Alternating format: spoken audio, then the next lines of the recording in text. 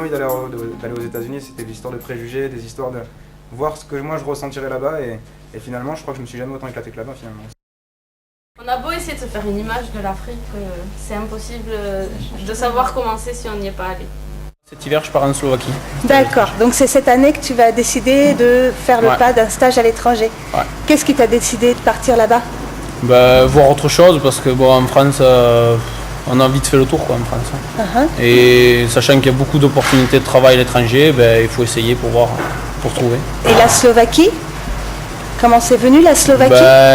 L'année dernière avec Bivo, on a fait un voyage en Pologne et on a bien aimé les pays de l'Est, donc j'y retourne.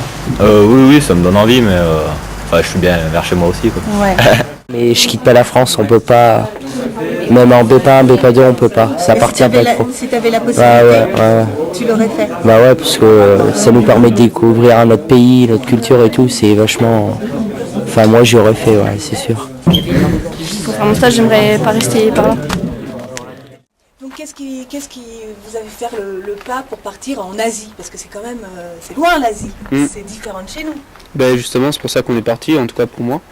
C'était pour le dépaysement total, pour vraiment la sensation d'avoir voyagé et avoir vu autre chose.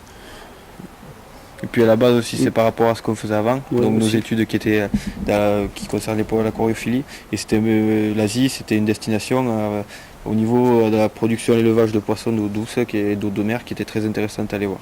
Donc c'est ça qui a aidé à vouloir aller là-bas. Puis le dépaysement total. Peut-être le Vietnam, si on arrive à trouver des choses ensemble.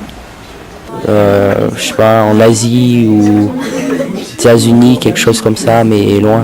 Ça te ferait pas peur de partir loin? Oh non, alors là, non.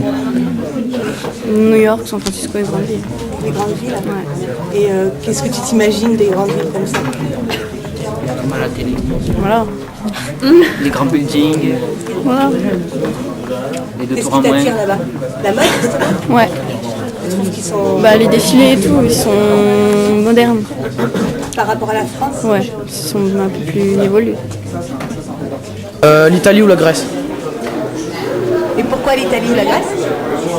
Parce que j'aime bien ce genre de pays, puis ils font les productions de bar dorade les plus importantes. Donc. Et au niveau travail, production aquacole, ça peut être aussi assez sympa de voir ce qui se fait ailleurs par rapport à la France où il y a peut-être moins de choses qu'à l'étranger.